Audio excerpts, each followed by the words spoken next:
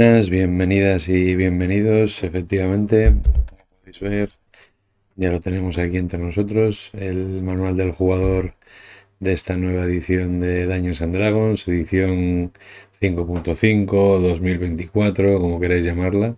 No me gusta mucho eso de 2024, sobre todo teniendo en cuenta cuando la hemos recibido en castellano, que ha sido en 2025 y encima tarde, porque estaba prevista que saliera en marzo y al final pues la acabamos de recibir justo, ha salido esta semana. La hemos estado leyendo, la hemos ojeado con H, recordad, que es de pasar hojas y no de echarle el ojo. Y bueno, me gustaría con este vídeo intentar transmitiros cuáles son las impresiones y además de eso, pues que veáis un poco página por página de qué secciones se compone este nuevo manual, que no deja de ser una revisión de la versión de 2014. Hace muy poco hicimos también el vídeo de este manual del jugador, pero desde Fantasy Grounds, un poco con la intención de hypearnos un poco antes de que saliera la versión en la lengua de Cervantes. Y hoy ya sí, hoy nos han enviado ya por fin este manual del jugador, que es el que vamos a empezar a analizar a continuación. Me gustaría, no obstante, bueno, ya que hemos hecho el pedido en una tienda nueva, que veáis, ¿no? Estos son desde Oliva Games, que es donde hemos hecho el pedido en este caso, a un precio imbatible, la verdad. Y más allá del precio, pues bueno, con la satisfacción de que por lo menos ayudamos de alguna forma a quienes están comenzando, ¿no? Y fijaos qué detalle tienen que nos escriben esta carta, ¿no? Nos dicen: hola Alex, primero de todo muchas gracias por tu compra y por ayudarnos en esta locura. Tiras un de 20 y sacas un 20 natural. Crítico, que tus héroes encuentren tesoros ocultos y se enfrenten a bestias imponentes. Que cada aventura te lleve más allá de los mapas conocidos y construyas tu propia leyenda. Equipo de Oliva Games. Con este cuidado del envío que me han hecho, no podía hacer otra cosa, por lo menos mencionarles, y todo el apoyo que puedan recibir, pues bienvenido sea. Ni me han pagado el libro, ni me han dicho que les haga propaganda, pero bueno, ni publicidad, pero bueno, me ha parecido, teniendo en cuenta que ellos han tenido el detalle, lo mínimo que podía hacer era esto, ¿no? Pues bueno, efectivamente ellos nos han enviado hace unos días este manual del jugador. He estado ya echándole un ojo, leyéndomelo, aunque no todo. Ahora veremos por qué, porque hay muchas partes, sobre todo las del comienzo, que son más orientadas a jugadores nuevos, ¿no? Y por lo tanto alguien que ya tiene experiencia con el sistema y con la versión anterior de 2014, pues no es necesario que entre al detalle a leer exactamente todo lo que viene en ese primer capítulo, ¿no? Pero bueno, aquí lo tenéis: crea personajes heroicos, la edición editada por Wizards of the Coast, como ya sabéis, como hizo al principio, bueno, al final, mejor dicho, de esa quinta edición de 2014, cuando empezó Edge editando las versiones en castellano de los libros de Dungeons and Dragons, pero finalmente fue Wizards quien terminó haciendo sus propias ediciones, ya incluyendo el logotipo aquí con la bandera de España y demás. Bueno, es una edición similar en cuanto a formato en relación a la de 2014, con la salvedad de que se inviertan los colores, ¿sí? Tenía aquí el lomo negro y esto en rojo, pues ahora es al revés, ¿no? Tiene más en rojo esta parte y en negro las letras de arriba. Vamos a abrirlo a continuación. Bueno, una portada fantástica, como veis. Mucha gente dice: ¿pero por qué le están dando la espalda al dragón? ¿No? Pues bueno, esto es... la razón es sencilla, y es que este es un dragón dorado y por lo tanto es uno de esos dragones buenos. En este caso los dorados son de los dragones más sabios y justos. Y esa es la razón, ¿no? En este caso ese dragón que aparece en la parte trasera es un aliado y no un enemigo, como en otras ediciones que han aparecido también de Dungeons and Dragons. Entonces, bueno, vamos a ver página a página, como digo ya, de qué parte se compone este manual. He tenido ya el primer drama aquí, que es que se me ha caído una gota de agua cuando estaba haciendo la prueba para ver si enfocaba bien. Pero bueno, aquellos sensibles, abstenerse de mirar lo que tengo aquí, porque bueno, se ha secado ya bastante bien, pero bueno, había una gota por aquí hace un momento. Bueno, empezamos con los créditos. Como sabéis, Jeremy Crawford, Christopher Perkins, las caras visibles del proyecto, aunque como sabréis ya también por las noticias que han circulado recientemente, gran parte del equipo está abandonando el proyecto. Veremos quiénes se quedan y qué trabajo hacen de aquí en adelante. Y en este caso, pues bueno, el índice, como veis, el libro se compone de 7 capítulos en total. Un primer capítulo, y esta es una de las grandes novedades, que se dedica a explicarnos cómo jugar, porque en la versión de 2014, si recordáis, el primer episodio era cómo crearse el personaje, ¿no?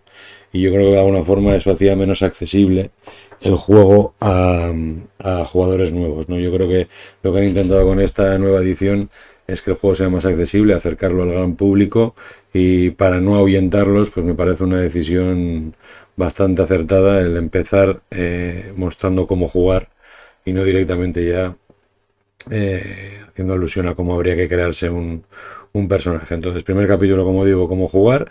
En el segundo ya sí comienza con la creación de personajes, en un capítulo bastante más corto de lo que hubiéramos esperado. El tercer capítulo, clases de personaje, con todas las clases, como veis aquí, las 12 clases que incluye este manual, que luego podremos ver. Los orígenes del personaje, junto con los trasfondos, básicamente, que pueden tener los personajes que creemos. Y las especies, como se llaman aquí, en vez de razas, ahora se llaman especies, y que tienen un peso mucho menor, como vamos a poder comprobar a partir de este momento. Seguimos en el capítulo 5 con las dotes, que son mucho más importantes ahora. Se retoma esa importancia que tenían las dotes quizás en la tercera edición de Dungeons and Dragons, sí, algo que se había perdido, sobre todo yo creo que en quinta, en la versión de 2014, no tenían tanto peso. Y el sexto capítulo dedicado al equipo, y el séptimo al conjuro, que si veis aquí solo ocupa esto en el índice, pero lo que ocupa a nivel de páginas en el manual, como vamos a poder comprobar, es una cifra bastante mayor, ¿no? Bienvenida a la aventura, pues ahí vamos. Nos explica lo más básico, ¿sí? ¿Qué necesitas para jugar? Pues, lógicamente, que alguien dirija, ¿sí? Que haya un Dungeon Master, jugadores que vayan a crearse sus personajes, el manual del jugador que tenemos entre manos, la guía del Dungeon Master y el manual de monstruos, que saldrán en castellano más adelante, luego lo comentaremos también. Dados, hojas de personaje, una pantalla del DM, aunque estos ya no son necesarios del todo, ¿no? Miniaturas y cuadrícula de combate. Y bueno, luego te explica un poco de manera más detallada de qué parte se compone, como hemos comentado ahora, ¿no? Aparte dice cuáles son las novedades con respecto a la versión de 2014, no nos vamos a detener mucho en esto. Quizás merezca la pena que hagamos un vídeo en el que detallemos cuáles son los cambios principales. Si aquí dicen que simplifican reglas, bueno, yo tengo mis dudas con respecto a esto. Que la creación de personajes es más sencilla, bueno, podría ser, pero tampoco lo tengo del todo claro. Que las clases han sido mejoradas, bueno, desde luego a todas las clases se les ha dado un lavado de cara, eso está claro, algunas más que a otras. Las dotes han sido ampliadas, los orígenes han sido rediseñados también, aunque tiran mucho también de los trasfondos que ya teníamos previamente. Armas, herramientas y fabricación de objetos mejoradas, conjuros deslumbrantes, bueno, ha habido cambios en los conjuros, como veremos, pero tampoco creo que sea para tanto, ¿no? Y desde luego, aunque no es para tanto, los cambios son muchos más de los que se pueden recoger en esta parte tan pequeña, ¿no? Y aquí ya empezamos, sí, con Raistlin y Kitiaria y su hermano Caramón en esta ilustración magnífica que tenemos en esta parte aquí, enfrentándose a un dragón, personajes del mundo de Dragonlance. Y aquí es donde empieza, pues eso, ¿no? A decirnos cómo jugar. Y ya empieza desde el principio, que eso es otro de los grandes aciertos, ya lo comentaba en el vídeo que grabé cuando analizaba esta versión en Fantasy Grounds, es que todo, como podéis observar, está lleno, va a estar plagadito de ejemplos, ¿sí? Que a fin de cuentas lo que intentan es transmitir de una manera más directa todo lo que nos están explicando en las reglas, ¿no? Y yo creo que, bueno, esas son las partes que no he leído tan detalladamente, porque leyendo las reglas ya sé a qué se están refiriendo, ¿no? Pero para alguien que se acerca por primera vez a este tipo de juegos y en concreto a Dungeons and Dragons, considero que esto es de grandísima utilidad, ¿sí? Porque no es lo mismo leer reglas que ver cómo otras personas las interpretan, ¿sí? Y verlo a través de ejemplos concretos donde esas reglas se están aplicando. Por lo tanto, en ese intento de hacer más accesible el juego, creo que esto es un éxito rotundo, ¿no? Porque lo va a hacer mucho más visual también para aquellos jugadores que se acerquen por primera vez al juego. Si vas a ser jugador, si vas a ser Dungeon Master, ¿no? Cómo tienes que crear un personaje, cómo te embarcas en las aventuras, y si eres el Dungeon Master, pues qué vas a tener que hacer para diseñarlas, etcétera, ¿no? Que lógicamente esto es algo que irá mucho más detallado en el manual del Dungeon Master, ¿no? ¿Cómo se juega? ¿Sí? ¿Cuál es el ritmo de juego? Pues el Dungeon Master describe una situación, en función de eso los jugadores describen qué es lo que hacen en consecuencia, ¿sí? Y el Dungeon Master después pues lo que hace es describir el resultado de lo que hayan decidido hacer los jugadores, ¿no? ¿Cómo se estructuran las partidas? Pues en aventuras que pueden formar campañas y un poco esos conceptos súper básicos que a todos los que llevamos tiempo ya jugando a rol pues no son más que conocidos, pero que bueno, que alguien que se acerca por primera vez a esto, pues lógicamente está bien que le vayan sonando también, ¿no? Esos conceptos. Los dados, herramienta importantísima para jugar. Aquí tenemos un listado también de manera visual para poder ver cuáles son los distintos tipos de dados que vamos a tener y ya haciendo alusión a cómo se van a denominar los dados, ¿no? Cuando dice de 4, cuando dice de 6, de 8, se está refiriendo a un dado de 8, ¿sí? ¿Para qué sirven? Pues bueno, pues para hacer tiradas, ¿sí? Tiradas para hacer pruebas de característica, de tiradas de daño, para establecer porcentajes de probabilidad de éxito o de fracaso. Y luego, pues entrando en lo que son las reglas más específicas de Dungeons and Dragons en este caso, pues explica desde cuáles son las 6 características básicas, ¿sí? La fuerza, la destreza, la constitución, inteligencia, sabiduría y carisma, con una explicación de lo que mide realmente esta característica. Y después, pues eso, dependiendo de la puntuación que tengamos, seremos mejores o peores, ¿no? Junto con otro tema importante de las reglas de D&D, que son los modificadores por característica. Tendremos un número global, sí, y en función del número que tengamos en cada característica, pues tendremos un modificador u otro. Ese modificador será lo que haya que sumar o restar en cada caso a la tirada que hagamos, ¿sí?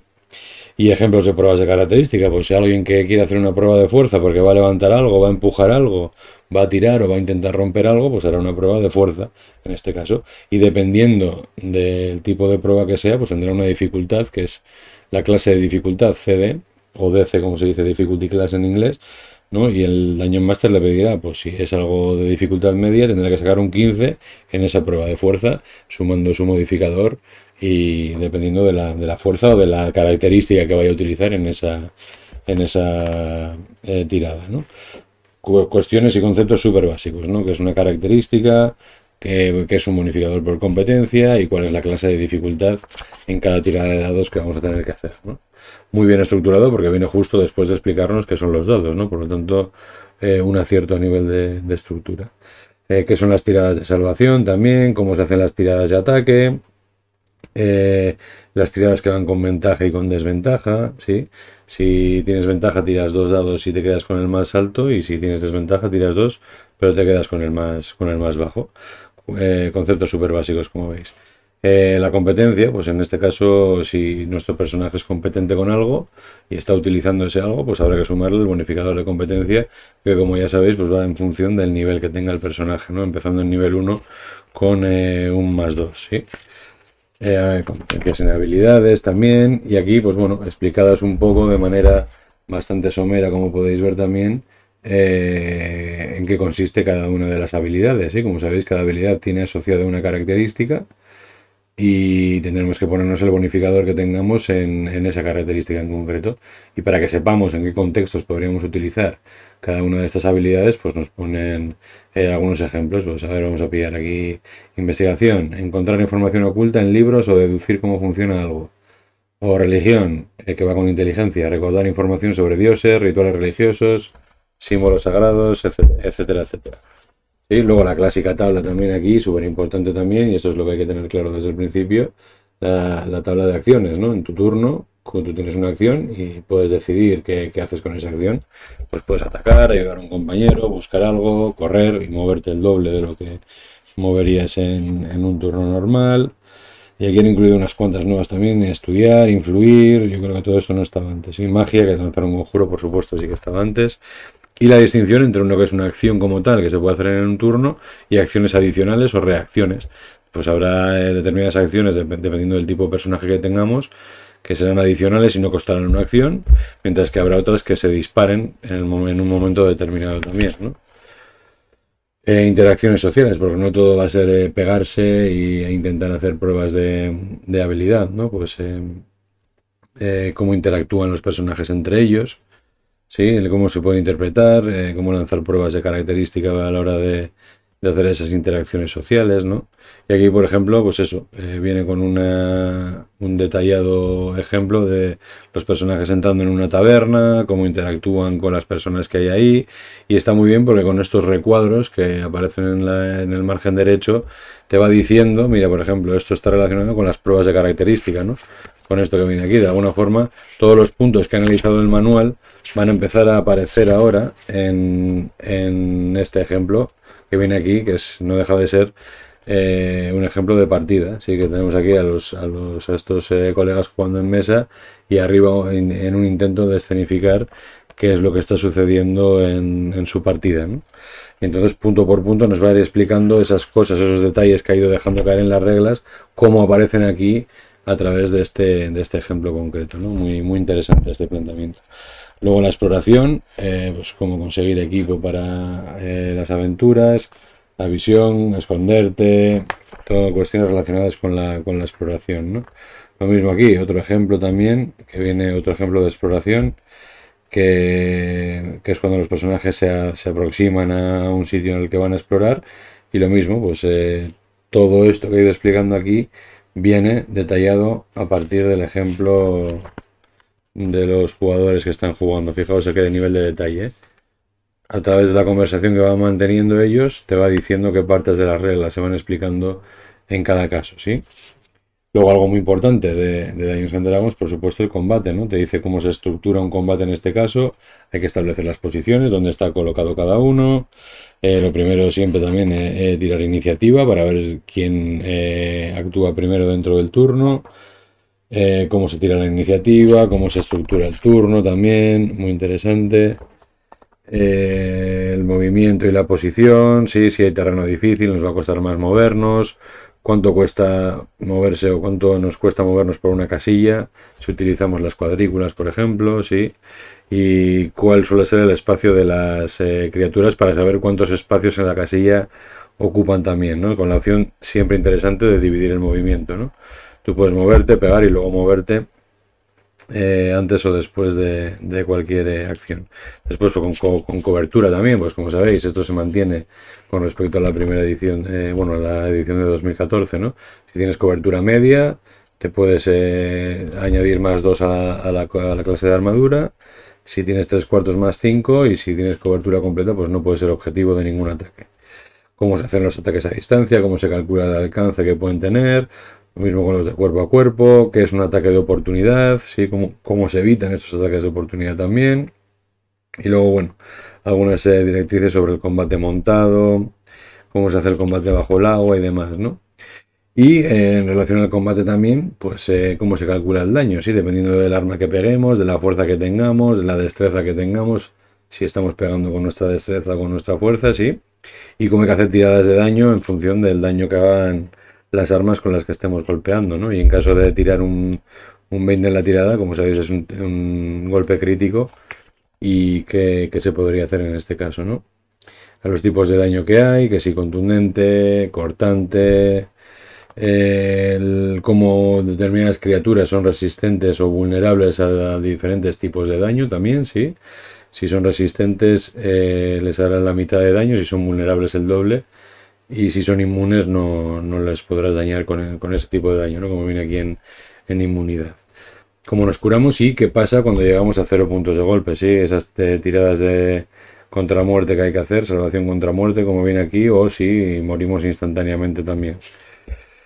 Los puntos de golpe temporales, que pueden venir primero por efectos de hechizos, etcétera, etcétera, y luego los estados, que aunque no los explica aquí uno por uno, después como vamos a poder comprobar en ese glosario tan útil que hay en la parte final del manual, pues vamos a poder consultarlos rápidamente en caso de que algún efecto de un hechizo o lo que fuera no se sumiera en alguno de estos estados de la lista que aparece aquí, ¿no? Y aquí, pues una vez ha explicado las reglas del combate, que esto es algo que tardaba bastante en llegar en el anterior manual, fijaos que aquí ya, página 28, ya nos ha explicado cómo funciona el combate con pelos y señales, pues lo mismo. Volvemos a un ejemplo, ¿sí? Y aquí, a medida que el Dungeon Master va describiendo el combate, sí, se ofrecen en distintos apartados que vienen establecidos numéricamente y que siguen el ejemplo previo, además. Cómo se inicia el combate, cómo tiran la iniciativa, los turnos, alguien va a atacar y hace la tirada de ataque, tiran conjuros, sí, la vulnerabilidad de los enemigos, en este caso es un esqueleto si no recuerdo mal, y como los esqueletos son vulnerables al daño contundente, pues aquí pone que les vas a poder hacer más daño también, ¿no? Las tiradas de salvación, cómo se hacen, todo lo que he explicado antes, lo ves ya con un ejemplo. Y yo creo que sirve mucho, mucho mejor para afianzar conceptos, ¿no? Y además en ese estilo que tiene. No soy muy fan de las ilustraciones de este manual, tengo que ir reconociéndolo ya. Pero sí que hay ideas muy buenas como esta, ¿no? Que son los dos jugadores aquí en su mesa y realmente lo que están viviendo sus personajes, ¿no? En la partida. Interesante el concepto que hacen. Y con eso, digamos, fijaos, hemos llegado a la página 32, únicamente, sí, página 32. Y ya tenemos las reglas de juego explicadas. Fijaos qué sencillo. Bastante sencillo, sí. A mí esa es una de las cosas que más me atraen de Dungeons and Dragons, sobre todo cuando quiero algo más rápido, más ligero, quiero jugar con gente que no esté habituada y a fin de cuentas eso, ¿no? Quiero acercar a gente nueva al hobby. Eso es lo que para mí, bajo mi punto de vista, hace tan atractivo el sistema de Dungeons and Dragons. Y empezamos ya. Una vez sabemos cómo jugar y ya nos han explicado que una de las cosas que hacen falta es tener un personaje, ¿no? Por lo tanto, venga, capítulo 2, vamos a ver cómo se crea un personaje con esta magnífica ilustración de los personajes de la serie animada de Dungeons and Dragons de los 80 que hará las delicias de los más nostálgicos. Aunque acabo de decir que hay algunas ilustraciones que no me gustan de este manual, desde luego esta, sin lugar a dudas, es una de mis favoritas, ¿sí? Vale, entonces vamos a crear un personaje, ¿sí? Tenemos que seguir una serie de pasos.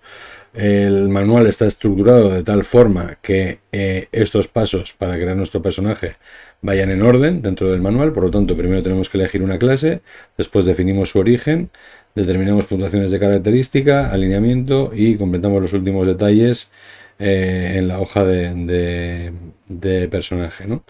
A ver, quienes estén familiarizados con la fantasía épica, pues seguramente ya puedan tener unas nociones de qué hace cada clase de las 12 que incluye este manual, ¿no? Pero por si acaso, hay un resumen aquí en esta tabla que es bastante interesante porque nos dice, por ejemplo, a qué se va a dedicar cada una de estas clases, cuál es la característica principal que utiliza y el nivel de complejidad.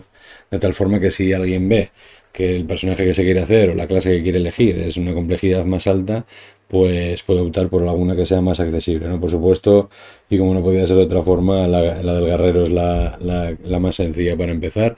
Ya lo era bajo mi punto de vista también en la anterior edición. Vuelvo a repetir aquí. E incluye el pícaro, que bueno, también la pone en baja. Yo no estoy tan seguro de que sea de dificultad baja, pero bueno. Y el mago en media también tengo mis dudas.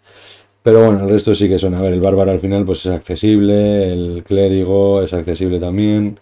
Seguramente las clases que menos hechizos lanzan tienden a ser por lo menos las más accesibles, ¿no? Aunque al monje, por ejemplo, que le han dado un lavado de cara bastante considerable, ya se le considera complejidad alta, ¿no? Entonces, bueno, aquí tenemos el nuevo formato de ficha de Dungeons and Dragons. Bueno, está más chula que la anterior probablemente. Esta da la sensación de estar todo un poco más ordenado. Si os fijáis es como más una estructura más por bloques, ¿sí? La anterior podía ser un poco más caótica quizás. Esta tiene, no sé, me da la sensación de que está mejor estructurada, ¿no? Pero lógicamente, vamos, si me das a elegir ahora, elegiría la anterior porque es la que conozco, ¿no? Esto ya me va a requerir habituarme a dónde se encuentra cada cosa para buscarla, ¿no? Pero entiendo que va a ser fácil por lo que comento, ¿no? Porque creo que sí que parece que está bastante bien estructurada y por lo tanto seguro que la consulta es bastante sencilla, ¿no?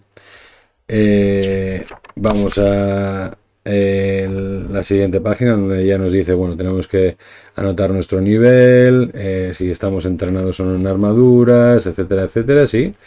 Definimos el origen, eligiendo un trasfondo, como vamos a ver en un capítulo posterior. Cada trasfondo nos va a dar una puntuación de característica también y unas dotes de inicio también, que lo vamos a ver en los siguientes capítulos. Eliges el equipo inicial, una especie, ya veis, o sea, incluso eliges el equipo inicial y luego ya la especie, para que veáis hasta qué punto esto ha quedado relegado a un segundo, incluso tercer plano, ¿no? Y luego ya pues das las últimas pinceladas a tu personaje, imaginas tu pasado, tu presente, sí, pues para darle un poco esa historia y esos detalles finales a tu personaje, ¿no? Eliges los idiomas que habla, aquí tienes el listado de idiomas también. Y determinas las puntuaciones de característica con los métodos tradicionales que ya veíamos anteriormente, que es el del conjunto estándar, que tienes 15, 14, 13, 12, 10 y 8 puntos y lo distribuyes como tú quieras en cualquiera de las 6 características disponibles. Otro que es de generación aleatoria, tirando 4 dados de 6 y apuntando la suma de los 3 más altos. Lo haces 6 veces y obtienes los 6 números. Y la última, que es la del coste de puntos, que son 27 puntos que tienes para invertir en tus puntuaciones de característica, y cada número de esa puntuación de característica tiene un coste. Por lo tanto, tú decides cómo distribuyes los 27 puntos que te dan, ¿no? Y aquí una idea también muy útil para quien venga nuevo en este caso, aunque ya lo explica aquí en la anterior página, como hemos visto. Qué característica es la principal en cada una de las clases, pero bueno, teniendo ya todas las puntuaciones de característica en esta tabla, te dice pues cuál sería el reparto recomendable quizás, ¿no? Pues por ejemplo el bárbaro que estuviera focalizado en fuerza y en constitución, sí, sería lo suyo, mientras que el clérigo que por ejemplo tira hechizos con sabiduría, que es su característica principal y aparte también tiene que repartir unos buenos guantazos, pues bueno, 15 en sabiduría pero 14 en fuerza, ¿no? Una idea para que sepas cuál sería la distribución acertada en cada caso, ¿sí? Después, bueno, últimas pinceladas, describes el aspecto, la personalidad que tiene, el alineamiento que va a tener tu personaje también, en todos estos que tenemos aquí, y los rasgos que va a tener el personaje, últimos detalles ya, rellenar los números, y que tengas en cuenta también cómo va la progresión por niveles, ¿no? Aquí hay puntos interesantes como es este de aquí, que es el del bonificador, el dado de puntos de golpe que vas a tener, la iniciativa que tienes, la clase de armadura y con tus ataques como para tenerlo más accesible, saber siempre cuál es tu bonificador de competencia y el modificador de fuerza con cada arma. Sí, para que sepas directamente si le vas a dar con el hacha, qué dados son los que tienes que tirar, mientras que si vas a disparar con el arco, pues tendrás que hacer otra cosa, ¿no? Lo mismo para los lanzadores de conjuros, ¿sí? Por ejemplo, calcular la clase de dificultad de la salvación de tus conjuros, cuando tú tires un conjuro, sí, que es 8 más tu modificador de aptitud mágica más tu bonificador de competencia, como ya era antes también, ¿no? Son cálculos que habría que hacer desde un primer momento para tenerlos ya ahí apuntados y que facilite mucho más la consulta, porque esto a la hora de tirar hechizos o de pegar un golpe a alguien, pues es algo que es recomendable, ¿no? Tener siempre a mano. La progresión por niveles, que luego la explicaremos con cada clase también, cómo se sube de nivel, ¿sí? Cuántos puntos de golpe nuevos vas a tener, cómo tienes que apuntar los nuevos rasgos que va a tener tu clase en este caso, el bonificador de competencia tendrás que revisarlo en la tabla de cada clase también, las dotes, los modificadores de característica, en caso de que tengas un nuevo, te puedas subir a un número en el modificador de característica, pues lo mismo, ¿sí? Y luego, bueno, estos son como los tiers, por decirlo de alguna forma, ¿no? Si los personajes están en el escalón 1 en niveles de 1 a 4, en el 2 de 5 a 10 y así sucesivamente, ¿no? Y luego con directrices para saber cómo multiclasear, ¿no? Qué cosas coges de unas clases o de otras dependiendo de cómo vas a hacer esos personajes multiclase, ¿no? Y por último, es algo que se incluía más tarde en el manual anterior, pero bueno, bagatelas por si quieres tener algún objeto en concreto, por darle un poco más de, no sé, darle un toque más a tu personaje, ¿no? Tiras aleatoriamente y eliges aquí una bagatela, un objeto preciado que pueda tener tu personaje, que siempre te ayuda a rolearlo también un poco, ¿no? Y ahora sí, entramos ya, una vez sabemos cuáles son los pasos a seguir para la creación del del personaje. Ahora ya creamos o entramos, perdón, en el capítulo 3, que es el de clases de personaje, ¿sí? Es lo primero que tenemos que determinar. Interesante primera página, también siempre intentando hacer accesible todo esto, sí, porque es mucho mejor tener unas pinceladas de lo básico al principio antes de empezar ya a ver en qué consiste cada una de estas clases, como vamos a ver. Me ha parecido curioso esta primera página en la que te vienen las 12 clases que incluye el manual y aparte una ligera descripción de la subclase, aunque es muy probable que leyendo esa descripción de la subclase no te puedas hacer una idea ni siquiera aproximada seguramente de en qué consiste esa subclase, pero bueno, por lo menos que lo tengas aquí de fácil consulta antes de ver, pues yo me quiero hacer un hechicero, a ver, y de manera resumida tengo aquí las 4 opciones que tenemos, porque otra cosa que no he dicho es que en este manual se incluyen 12 clases, que son las que vamos a ver a continuación, y cada una de ellas tiene 4 subclases. Eso quiere decir que hay determinadas clases que han visto ampliadas sus subclases, mientras que hay otras que lo han visto reducido, ¿sí? Por ejemplo, como veremos el mago y alguna de estas, ¿no? Porque todas han decidido unificarlo y todas las clases van a tener 4 subclases en este caso. Y empezamos por la primera.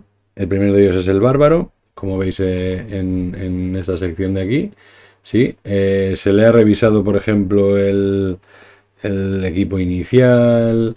Ahora lo vamos a ver con la tabla mejor, pero bueno, lo primero que me gustaría es explicar cómo se distribuye un poco la información en estas páginas, ya analizando cada una de las clases, ¿no? Una parte muy útil es esta, que tenemos en la parte superior, ¿sí? Al comienzo del análisis de cada clase, y es que te dice la información más básica sobre tu clase: cuál es tu característica principal, cuáles son los dados de puntos de golpe que vas a tener, qué competencias tienes en tiradas de salvación, con qué características tienes esa competencia, cuáles son tus competencias en habilidades, en este caso un listado entre el que tienes que elegir 2, qué competencia con armas tienes, entrenamiento con armaduras y cuál es tu equipo inicial. Te dan la opción de un equipo inicial predeterminado o de darte una cantidad de dinero con la que luego tú en la sección de equipo, en el capítulo 6, puedes decidir en qué invertirlo, ¿sí? Puedes quedarte con el que ya viene predeterminado o hacértelo tú mismo, dándote esa opción también, ¿no? Muy útil porque está aquí, es visual, está accesible y te va a dar ya unas directrices claras sobre en qué consiste este personaje, ¿no? Como sabéis, las competencias con armas sirven para que tú puedas sumar tu bonificador de competencia a la hora de utilizar esas armas, y el entrenamiento con armaduras, pues lo mismo te va a permitir equiparte esas armaduras. Por ejemplo, alguien que no tenga competencia con una determinada armadura, si se la equipa, pues no podrá lanzar conjuros, etcétera, etcétera, ¿no? Y bueno, después, muy sencillo, viene punto por punto, bueno, da una descripción de lo que es la clase. Los bárbaros son poderosos combatientes que se alimentan de las fuerzas primigenias del multiverso y lo manifiestan a modo de furia. Ya sabéis que la furia es una de las características más típicas, que en este caso se adquiere a nivel 1, ¿no? No me voy a detener tampoco con todas las clases, porque probablemente sea recomendable que hagamos un vídeo para cada una de ellas, incluso deteniéndonos a analizar cuáles son los cambios principales con respecto a ediciones anteriores, ¿no? Pero bueno, también te explica cómo crear un personaje multiclase, y aquí vienen los rasgos de clase de bárbaro, para que tú sepas en nivel 1, te van detallando una por una cuáles son las habilidades, etcétera, que va a tener, o cuáles son los rasgos de la clase que va a tener en este caso el bárbaro. Estos son los genéricos, porque luego, como vamos a poder ver, la defensa sin armadura, la furia, maestría con armas, sí.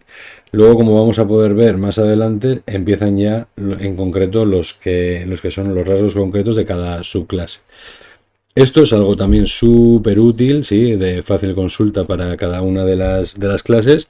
Una tabla en la que te va a decir en cada nivel cuál es el bonificador de competencia que tienes, cuáles son los rasgos de cada clase que obtienes a ese nivel.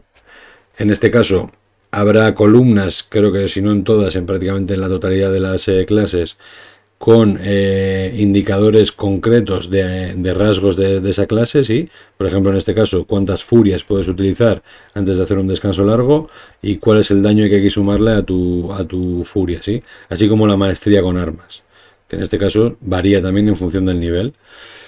Y eso es lo primero que tenemos que consultar cuando subimos de nivel, porque luego, bueno, todo esto, como veis, pues si dice a nivel 2, ataque temerario y sentir el peligro, son exactamente las que vienen aquí debajo descritas, ¿sí? Súper sencillo y muy manejable a la hora de consultarlo, ¿sí? Entonces, bueno, aquí tienen las de nivel 2, de nivel 3, de nivel 4, 5, 7, ya pega el salto, 9, 11, 13, 17, 18, 19 y 20, ¿sí? Como veis hay niveles en los que no tiene nada, pero aquí, como podéis comprobar, todos los niveles tienen algo. Eso significa que, por ejemplo, a nivel 6, que pega el salto desde movimiento rápido que obtiene en nivel 5 con instinto salvaje que obtiene en nivel 7, ¿sí? Es porque en nivel 6, como efectivamente aparece aquí en la tabla, es un rasgo de subclase, ¿sí? Y las subclases son lo que vienen inmediatamente después, ¿sí? En este caso, la subclase del bárbaro y la primera, que es la senda del árbol del mundo, ¿sí? Que es, en este caso es una de las 4 subclases que tiene el bárbaro, y esta en concreto es nueva de esta edición. Si lo veis, en nivel 3 y en nivel 6, en nivel 3 ya había una, pero en nivel 6 no había ninguna. Si tú eliges esta senda vas a poder subirte un rasgo de esta subclase, ¿sí? La otra subclase es la senda del Berserker, que lo mismo también comparte niveles. Todas lo comparten, como veis, porque la tabla esta es genérica. Es decir, si a nivel 6 pone rasgo de subclases, porque independientemente de la senda que elijas, en este caso, de la subclase de bárbaro que elijas, a nivel 3 vas a tener que subirte algo, a nivel 6 vas a tener que subir un nuevo rasgo, ¿no? Independientemente de cuál sea la senda, como os comento. La senda del corazón salvaje, que está como la del Berserker, estas dos no son nuevas, pero la del fanático sí que lo es en este caso, ¿no? Es nueva en el manual del jugador, porque esta, si no me equivoco, estaba en el manual del Sanata para todo, en la edición anterior, aunque bueno, ha sido reworkeada, ha sido revisada. Y otra cosa muy buena que tiene la edición es que en cada subclase, también para evocar de alguna forma al jugador, tiene una ilustración con lo que sería un personaje de esa subclase en concreto, ¿no? También es bastante útil. Vista una, yo diría casi que vistas todas, ¿no? Pero bueno, aquí veis que viene el bardo también, el siguiente, sí. Como veis, lo mismo, la misma distribución de habilidades, etcétera. Sí, ya sabéis que este tira más por carisma. Lo mismo la tabla, como tenemos aquí. Por ejemplo, yo diría que el bardo, quizás lo que es a nivel básico, ha sido de lo menos retocado. De hecho, te diría, no estoy seguro ahora, pero diría que solo don épico y palabras de creación son las nuevas. Todo lo anterior, esto diría que se repite con respecto a la edición anterior, ¿no? Y aquí viene otra de las grandes novedades de esta edición. Útil, desde luego, quizás no tanto, esto sí es probable que no sea tan útil para un nuevo jugador, ¿no? Pero es algo que una vez ya empieces a agarrarle la mano a tu clase, lo vas a agradecer mucho, yo creo, ¿no? Porque al final, tener a mano esto que veis aquí, que es el listado de conjuros de cada clase, ordenado por niveles, sin tener que irte hasta el final del libro para consultarlo, sí que puede llegar a ser útil, ¿no? No sé hasta qué punto puede no serlo al no tener la descripción de los conjuros como tal. Para eso sí que hay que ir obligatoriamente al final del libro, donde aparecen ordenados alfabéticamente, ya lo vamos a ver luego, ¿no? Pero bueno, por lo menos tener una idea. Hay hechizos que no hace falta ni siquiera leer la descripción, ¿no? Embelesar, pues ya te puedes hacer a la idea, ¿no? Hacer añicos, sabes que además siendo de evocación vas a hacer pupita con esto, ¿no? Mensajero animal, pues hay algunos que ya simplemente leyéndolos ya te haces una idea de lo que van a hacer, ¿no? No hace falta tener la explicación del conjuro como tal. Me parece útil. Ahora, lógicamente, un jugador nuevo que nunca ha jugado a esto, pues leerá todo esto y que sí, se puede hacer una idea aproximada de lo que es, pero realmente le van a faltar datos, ¿no? Y aquí las subclases del bardo. El colegio de la danza, que es nuevo en este caso. El colegio del conocimiento, que ya aparecía en la anterior edición. El del glamour, que también es nuevo. Creo que este también era del Sanatar. Y el colegio del valor, que lo volvemos a ver aquí. El brujo, uno de los lanzadores de hechizos por excelencia. Ya sabéis que carisma es su característica principal en este caso, ¿sí? Misma distribución, como veis siempre, ¿eh? Una ilustración bastante evocadora también en la parte izquierda, ¿sí? Para que nos hagamos la idea de cómo es un brujo en este caso o cualquiera de las otras clases, ¿sí? Y una tabla, un recuadro, mejor dicho, en la parte superior izquierda, en la siguiente página, que nos indica, nos da las claves de la clase y después ya empezamos en orden numérico por nivel con todos los rasgos, ¿no? Lo mismo, la misma tabla, en este caso, pues cuántos trucos conoce a cada nivel, cuántos conjuros puede preparar y cuántos espacios de conjuro tiene, ¿sí? Clásico también en el caso de los lanzadores de conjuros. En el caso del brujo tenemos, como veis, bueno, ya sabéis, no sé si empieza aquí, la invocación sobrenatural, no, todavía esto, todavía no empieza aquí. Es más adelante, ¿no? Sí, yo creo que sí, es más adelante. Vale, bueno, ya sabéis que ha hecho los brujos hacen un pacto con una entidad y dependiendo de con quién la hagan, aquí tenéis otra vez la lista de conjuros, en este caso del brujo, dependiendo de con quién lo hagan, pues obtienen una serie de beneficios u otros, ¿no? Y eso es lo que determina, a fin de cuentas, también en este caso, cuáles son las subclases que van a tener los brujos en este caso, ¿sí? Por ejemplo, este, que es el primero de todos, que es el patrón celestial, ¿sí? Invocar el poder de los cielos. El segundo, ahora que lo pienso, yo creo que este es nuevo, ¿no? Y igual estaba en el Sanatar también. Tengo la duda ahora, pero me suena que sí. Patrón férico. eh, es la segunda subclase que tenemos aquí. El patrón infernal también. Y por último, el patrón primigenio, ¿sí? Esos son las cuatro subclases del brujo. Bueno, lógicamente son cuatro porque han tendido a homogeneizar quizás en este manual del jugador, aunque por supuesto está claro que con publicaciones futuras van a ampliar esto seguro, ¿no? Vamos, o sea, va a haber manuales como haya sucedido en la edición de 2014 que nos van a dar nuevas subclases para cada una de estas clases seguro. El clérigo, una de las más queridas, en este caso, por lo menos por mí, a mí siempre me ha parecido, probablemente sea mi clase predilecta, porque hace un poco de todo, ¿no? Y encima lo hace bien, que no es fácil muchas veces hacerlo bien, porque puede pegar bien, puede curar, aguanta, al final es una clase bastante polivalente, ¿no? Lo mismo, la misma distribución como veis, sacerdotes milagrosos con un poder divino, sí. Aquí los conjuros que puede tener preparados y cuántos espacios de conjuro tiene por nivel de conjuro, sí. Y como veis, paulatinamente van aumentando a medida que va subiendo de nivel también. La misma distribución, ya lo veis también, o sea, es exactamente en todas las clases lo mismo. Por eso os decía que casi que he visto uno, vistos todos, ¿no? Creo que orden divina en este caso, o sea, esto ya entraremos en detalle en otro vídeo, ¿no? Pero hay algunas que son nuevas, canalizar divinidad ya aparecía, pero ha sido revisada también, ¿no? Ha habido algunos cambios en este caso y bueno, ya lo comentaremos más adelante también, ¿no? Después aquí ya empezamos con el listado de conjuros, ¿sí? Desde los trucos hasta los hechizos de los conjuros de nivel 9 en este caso, ¿sí? Y las subclases, que aquí viene el dominio de la guerra, ¿sí? Si quieres un clérigo que pegue mejor, pues este es el tuyo sin duda. En este caso creo que las cuatro subclases del clérigo se repiten. El de la luz, el de la vida, que lógicamente pues va a tener como objetivo curar, o se va a desenvolver mejor con la curación. Y el dominio del engaño, que yo creo que también ya existía previamente, vamos, ni en el manual anterior, ¿no? El druida, como veis ahora, otra buena clase también para curar, aunque yo creo que ha sufrido un nerfeo bastante necesario, a la par que considerable en este caso, ¿no?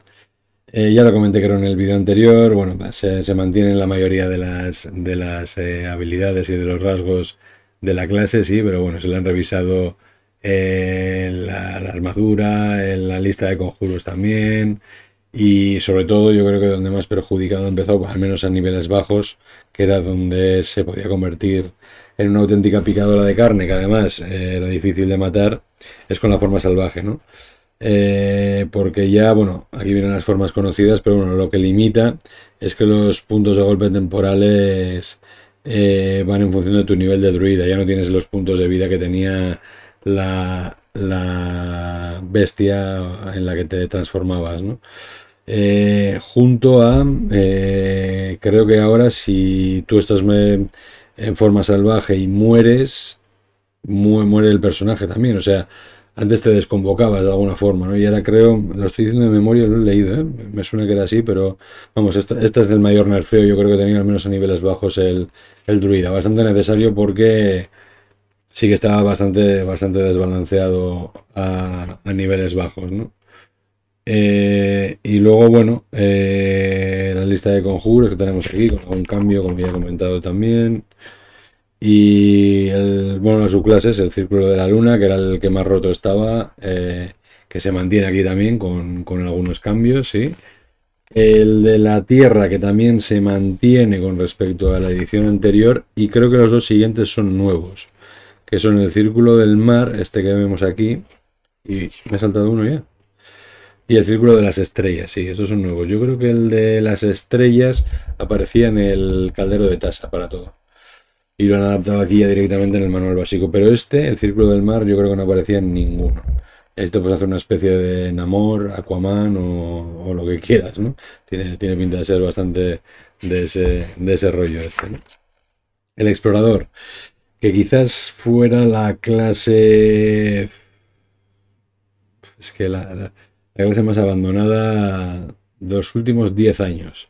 Y digo los últimos 10 años, incluyendo 2014 y 2024, porque, bueno, a ver, hay que verlo jugar todavía, ¿eh?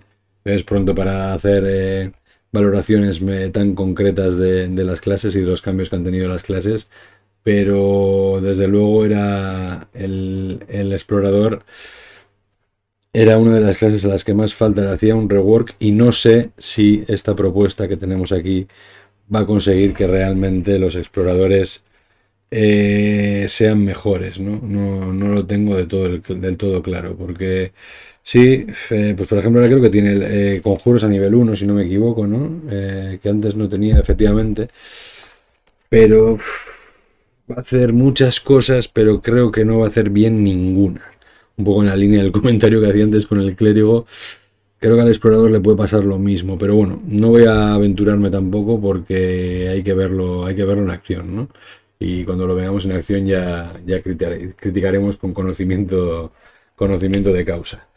Vale, pues entonces, bueno, la lista de conjuros que tiene, como veis, ya lo que os decía, ¿no? Pues ya desde el nivel 1 empieza con conjuros.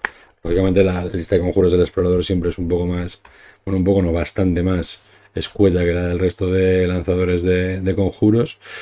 Tenemos el acechador de la penumbra, que es el nuevo del Sanatar, si no me equivoco, me suena. El cazador, que ya aparecía en la edición de 2014. Errante feérico, que no me suena, pero puede que fuera de Tasa también. No sé, este no me acuerdo. Me suena de Tasa, pero no estoy del todo seguro. Y el último, que es el Señor de las Bestias, que ya aparecía también conocido, ¿no? Y aquí, bueno, pues al igual que los conjuros, tenerlos a mano es útil también, pues tener a mano las bestias, en este caso para el Señor de las Bestias, es bastante útil también. El guerrero, la clase para iniciados por excelencia, sí. La misma distribución, como veis. Brutal imagen aquí de un guerrero se interpone entre un aliado y un ataque de un dragón negro que le está tirando aquí el chorretazo de ácido. No sé si ese escudo será suficiente para cubrirlo, pero bueno. La subclase es el caballero arcano, el típico guerrero que siempre fue un mago frustrado, ¿no? Porque de esa forma va a poder tirar hechizos también, ¿no? El siguiente era el campeón, sí, que este aspira a la excelencia física en combate. Este es el que más en forma va a estar seguro. Ya aparecía antes también el arcano también, el caballero arcano. El guerrero psiónico, que es de tasa. Lo incluyen ahora en el manual, pero era de tasa. Y listo, me deja uno entonces, ¿no? Porque creo que había el maestro de combate, así, aquí está, maestro del combate, eso, sí, esta es la última, que también aparecía antes, por lo tanto no innova mucho, ¿no? Aunque como ya digo, ya he dicho antes, hay cambios, no os preocupéis, ya los abordaremos aquí. El hechicero, lanzadores de conjuros con una magia innata, como sabéis, esto es al contrario de los magos, no tienen que estudiar los conjuros que van a lanzar, sí, tienen magia de manera innata. Y aquí, como veis, a nivel 1 ya adquieren ese rasgo que es de hechicería innata. Y aquí primero lo que hacen es, pues bueno, de alguna forma intentar ver cuál es la fuente de su magia, ¿no? Se mantiene, esto que era bastante novedoso y ha sido útil, el tema de la metamagia también, sí, para gastar puntos de metamagia para crear espacios de conjuro o puntos de hechicería también, como se veía en la edición anterior también, sí. También para poder lanzar hechizos antes. Yo creo que le da un toque a esta clase bastante interesante, ¿no? Y después, opciones de metamagia, no, esto es lo que estaba comentando ahora, cómo podemos utilizar esos puntos para intensificar o potenciar de alguna forma también los hechizos o darles, por ejemplo, un mayor rango y que lleguen a más lejos, etcétera, ¿no? El listado de conjuros de los hechiceros. Y aquí, como veis ya, el listado de subclases del hechicero en este caso, ¿sí? Tenemos el primero de ellos, que es el de hechicería aberrante, en este caso, ¿sí?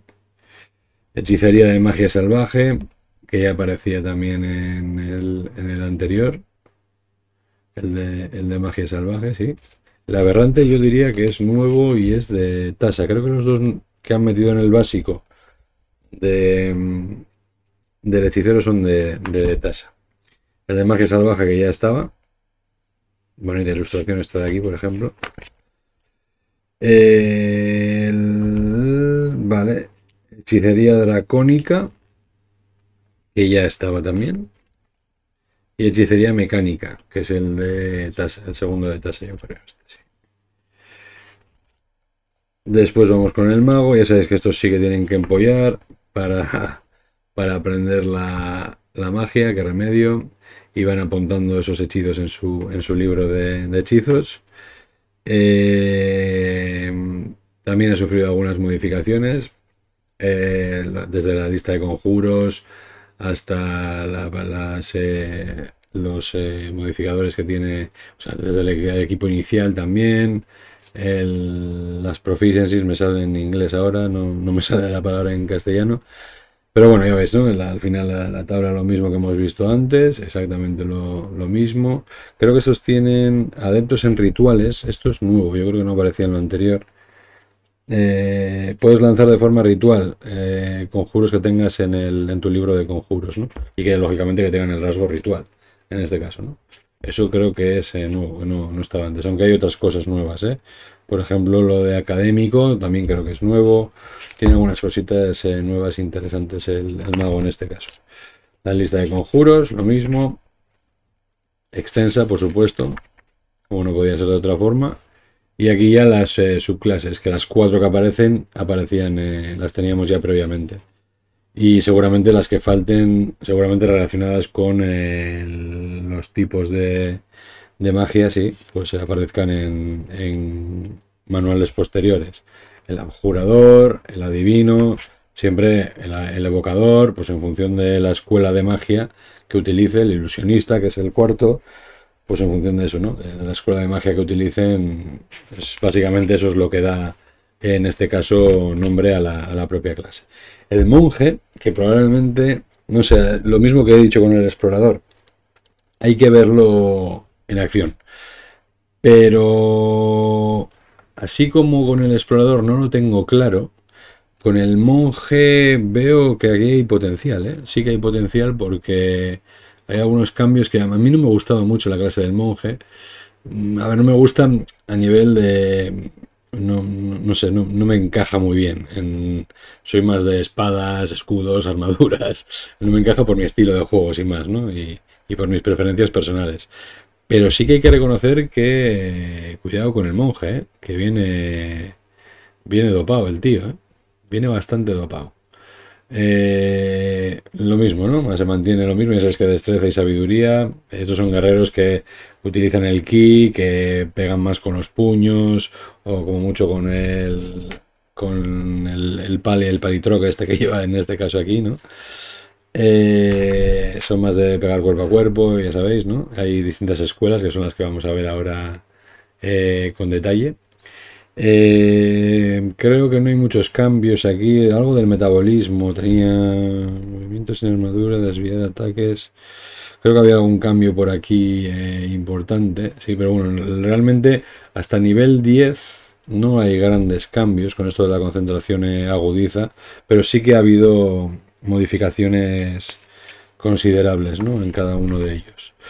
Tenemos el guerrero de la mano abierta, que es como se llama la primera subclase, que ya aparecía en el anterior manual también. El guerrero de la misericordia, que este es de tasa, creo, y que podía hacer de algunas curaciones, y si tiene mano de curación en este caso, ráfaga de curación, si es como para darle un toque healer al monje, bastante curioso. El guerrero de la sombra, que ya aparecía, y el último, que es el guerrero de los elementos, ¿sí? Que también ya lo conocíamos del manual anterior. El paladín, que posiblemente fuera... Esta valoración ya la haremos posteriormente, que me estoy calentando aquí, pero posiblemente el paladín fuera la clase más potente de 2014. Pues, desde luego, una de las dos más potentes, me atrevería a decir. Aquí, no sé yo, a ver, que igual que ha pasado con el druida, ¿no? Pues ha tenido un nerfeíto necesario, posiblemente. Quizás demasiado duro, habrá que verlo. Pero sí que me da la sensación de que al paladín le han dicho quieto ahí, que hay que pegarte el nerfeíto de turno, porque si no estás un poco fuerte. Fuerza y carisma, como sabéis, en el caso de los paladines para el combatir cuerpo a cuerpo y lanzar conjuros también, sí. Se han revisado, por ejemplo, maestría con armas. Esto es nuevo. La maestría con armas es nueva. Y el castigo de paladín. ¿Y dónde está? Ah, vale, está aquí, ¿no? Vale, estos ya los teníamos, el imponer manos y el lanzamiento de conjuros, que la tiene desde el nivel 1 el lanzamiento de conjuros, pero han sido revisadas también estas habilidades, ¿sí? A nivel clase, a nivel 3, perdón, como las demás, obtienen la subclase, que son las que tenemos en este listado de aquí. El juramento de entrega, ya lo teníamos. El juramento de gloria, que este estaba en tasa, creo. Juramento de venganza, que ya estaba en el básico. Y me falta uno. Juramento de venganza. Y juramento de los antiguos, que también estaba en el antiguo, que es más enfocado, yo creo, a curación, ¿no? En este caso. Vale, pues esas son las 4 del paladín. Y ya el último, que es el pícaro, como sabéis, enfocado en la destreza. Y con algunas modificaciones también, que yo creo que le quitan algo de poder. Pero bueno, sigue siendo una clase más que interesante. Yo creo que ha mantenido la esencia, a fin de cuentas. Y después, bueno, la posibilidad de enfocarlo en un asesino que practica el sombrío arte de la muerte, a un embaucador arcano que sea más sigiloso, más de andar con triquiñuelas y demás, y que encima lanza conjuros, ¿sí? A un ladrón, en este caso, pues especializado, si queréis lootear e ir robando por ahí, pues este sería el vuestro. Estos tres ya aparecían, y creo que el nuevo es este, el rebana almas, que es el que estaba en el caldero de Tasa en este caso, sí, es el que hace la cuarta subclase. Vale, pues ya con eso tenemos todas las clases analizadas. Vamos a orígenes de personaje, que como sabéis, a fin de cuentas el origen, el trasfondo va a ser lo que va a determinar mucho las características de nuestro personaje, ¿sí? Y aquí está realmente, yo creo, el cambio principal que tiene esta reedición, esta nueva edición, 5.5, 2024, como lo queráis llamar, ¿no? Y es que mientras que en la de 2014 había razas, que era como se llamaba entonces, que condicionaban de alguna forma el tipo de personaje que nos creábamos, porque había enanos que tenían más constitución o tenían un punto más de sabiduría, o elfos que tenían determinadas características que la raza daba bonificadores de característica del personaje, que lógicamente, pues a ver, si yo me quiero crear, pues el último que hemos visto, un pícaro que va por destreza, pues me condiciona en la raza que quiero elegir, ¿sí? Por un lado, existía ese condicionante, ¿no?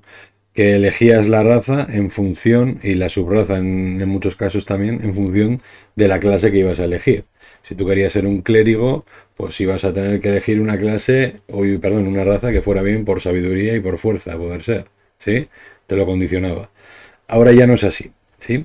Y aparte, otra cosa que condicionaba también era que, lógicamente, pues todos los enanos eran súper resistentes y súper hábiles en determinadas cosas, mientras que los elfos eran sabios, etcétera, etcétera, ¿no? Ya no hay ese determinismo racial en este caso, ¿sí? De hecho, por eso se llaman probablemente especies y no razas, ¿vale? Entonces, ¿qué significa? Que un orco, por ejemplo, no tiene por qué ser fuerte, ni tener una gran constitución por ser un orco, sino que lo que determina eso en cada personaje es el origen y el trasfondo que puedan tener, ¿sí? Por lo tanto, van a ser los orígenes del personaje, como vamos a poder comprobar a continuación, los que van a determinar qué bonificadores van a tener los personajes en determinadas características, ¿sí? Y aquí empiezan explicando, como veis, en cada página se explican dos. El acólito, el animador en este caso, sí. Quedan mutaciones de característica, fuerza, destreza, carisma. Esta es explico un poco, no vamos a pararnos a analizar uno por uno cada uno de estos trasfondos, pero bueno, para que veáis un poco cómo están hechos, ¿no? Cada uno de ellos nos va a dar las puntuaciones de característica, nos va a dar una dote inicial también, ¿sí? Y por eso es interesante, dependiendo del tipo de personaje que nos queramos hacer, elegir un origen, un trasfondo u otro, ¿sí? No tanto ya la raza, sino el origen, ¿sí? Que nos va a dar una competencia con herramientas también y un equipo extra que vamos a poder elegir dependiendo de cuál sea nuestro origen, ¿sí? En este caso hay bastantes de estos orígenes nuevos, por ejemplo el de campesino, este diría que es nuevo, el de artesano no, y animador diría que tampoco, pero este de campesino sí es nuevo, ¿no? Entonces, bueno, algunos dan puntuaciones a características. Lógicamente, si tú has sido campesino, pues estarás más curtido, tendrás más fuerza, constitución, sabiduría, aunque seas un mediano, ¿sí? Si tú llevas toda tu vida trabajando en el campo, pues se presupone que estás más curtido y por lo tanto tendrás mejor constitución, ¿no? Esa es un poco la forma en la que he querido estructurar todo esto, ¿no? Mientras que si has sido animador, por ejemplo, pues será más probable que tengas mejor carisma, ¿no? Aunque hay otras, como vamos a ver, que tampoco hay por dónde cogerlas, ¿no? Por ejemplo, esta del ermitaño, que sí, vale, eres ermitaño, tendrás mejor constitución, eres un tío curtido, pero un ermitaño con carisma, no sé yo si esto encaja demasiado bien, ¿eh? Pero bueno, ya veis, pues charlatán, comerciante, criminal, ermitaño, estos ya los veíamos. Bueno, comerciante, no sé si aparecía, ¿eh? Igual es nuevo, pero bueno, el resto aparecían también ya. Erudito, escriba, guardia y guía diría que son nuevos también. Y escriba me parece que también. Escriba me parece que también. Marinero, sí, lógicamente, pues si es marinero, fuerza y destreza vas a tener. Y la dote de matón de taberna. Sí, que le pega mucho más a un marinero, ¿no? Entonces, si yo quiero hacerme un tío rudo, curtido, que le gusta meterse en peleas, etcétera, etcétera, pues igual hubiera pensado en un orco en la edición de 2014, aunque no se podían crear orcos, sino medio orcos o semi orcos, como vamos a poder ver a continuación. Eso ya tampoco va a ser posible. Pero ya no me fijo tanto en la raza o en este caso en la especie como se denomina en esta edición, sino que me tengo que fijar más en pues a qué se dedica, cuál es su trasfondo, ¿no? Noble, soldado y vagabundo, ¿sí? Y aquí ya empiezan las especies, ¿sí? Con la primera de ellas, que es una de las novedades que tenemos en este caso, como son los Aasimar, ¿sí? Que son mortales cuyas almas albergan una chispa de los planos superiores, ¿sí? Esta es una de las novedades que tenemos aquí, pero ya veis que casi viene aquí pegado a lo que son los orígenes, ya de repente ahí va descripción de las especies, te lo encuentras aquí casi de repente, ¿no? Te dan una serie de atributos en cada una de las especies, ¿sí? En este caso de qué tipo es, qué tamaño tienen y cuánto mueven, ¿sí? Y te dan una serie de características específicas de esta especie. Pues puedes tocar, en este caso, por ser un Aasimar, puedes tocar a una criatura y tienes una cantidad de dados de 4 igual a tu bonificador por competencia, ¿no? Y puedes hacer que esa criatura recupere esa luz. Conoces un truco, en este caso el truco luz, ¿sí? Y usas el carisma para lanzarlo. Resistencia celestial, tiene resistencia al daño necrótico y radiante. Ya veis que son cosas que dan pinceladas a los personajes, pero no son cosas tan determinantes como lo eran anteriormente, ¿no? Que te daban bonificadores a características que eso sí que realmente tiene mucho mayor impacto, ¿no? Dentro de la partida. Mortaja necrótica, bueno, son habilidades o atributos concretos que tienen en este caso cada una de las razas. Luego tenemos los dracónidos, que aparecen aquí, ya los podíamos elegir en el anterior también, viendo cuál elegimos como nuestro ancestro. En función de eso, eso determinará, entre otras cosas, el ataque de aliento que podamos hacer. Elfos, por ejemplo, sí, que también tiene subespecie también, en este caso altos elfos, drows y elfos del bosque, sí, con cada uno de ellos dependiendo del linaje, tienes una serie de atributos u otros, pero también veis aquí el listado de los atributos que tienen los elfos, sí, no tiene mayor impacto. Los enanos también, sí, con su lista de atributos, pues bueno, afinidad con la piedra, porque lógicamente se supone que esto es algo propio de los enanos, ¿no? El hecho de estar ahí en la mina. Aguante enano, se supone que también eres más resistente. Tus golpes máximos se incrementan en 1 y aumentan 1 más cada vez que subes de nivel. Bueno, bien. Es una forma de dejar de manera bastante residual, bajo mi punto de vista, eso de que los enanos son más duros, ¿no? Pero bueno, también tienen aguante enano, perdón, que eso es lo que acabo de decir, tienen resistencia enana, que por ejemplo al veneno y demás, y visión en la oscuridad que se mantiene, ¿no? Los gnomos también, ya veis que en algunos casos, por ejemplo los enanos ya no tienen subespecies, como se decía antes, subrazas, ¿no?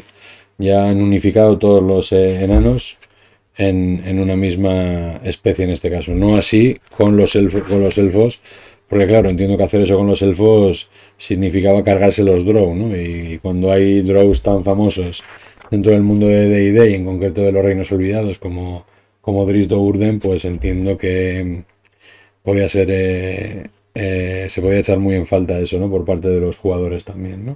En este caso los gnomos sí que tienen, de las rocas y de los bosques, ¿sí?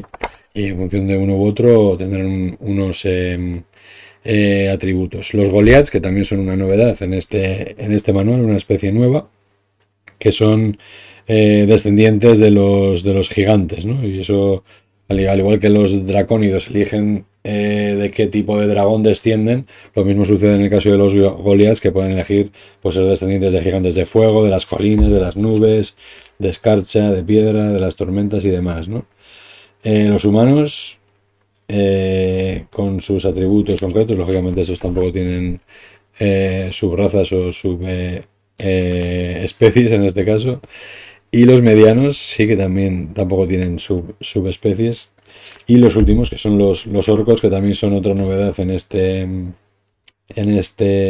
manual, porque en el anterior se podían elegir semi-orcos, ¿no? Pero ya como decía antes, ya no se pueden elegir ni semi-orcos ni ni semielfos, ¿sí? Ya son directamente o elfos u orcos, en este caso. Ay, perdón, y me dejaba los tiefling, madre mía, los más carismáticos de todos.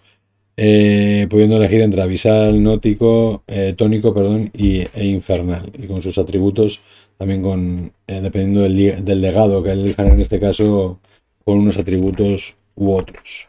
Y ya estaría. Sí, eso es todo lo concerniente a orígenes y especies, ¿vale? Y aquí empieza el capítulo de las dotes, que como os comentaba al principio, es algo que adquiere especial relevancia en esta nueva edición, ¿sí? Porque pasamos a tener ahora mismo 75 dotes, nada más y nada menos, ¿sí? Dotes que van distribuidas en 4 categorías fundamentalmente, ¿sí? Algunas son de origen, como hemos visto pues en los orígenes que hemos visto en el capítulo anterior. El origen que seleccionas condiciona la dote inicial que tienes por elegir ese origen, ¿sí? Entonces, afortunado, por ejemplo, pues va unido a una de esas de esos orígenes que hemos visto previamente, ¿no?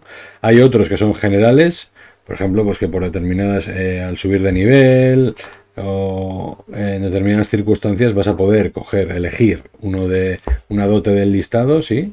Las más generales. Otras que van por estilos de combate. Estas generalmente se las utilizan las clases marciales, fundamentalmente. Y otras ya que se llaman aquí don épico, que son las épicas, que son las que se manejan a niveles más altos, ¿no? Esa es un poco la distribución.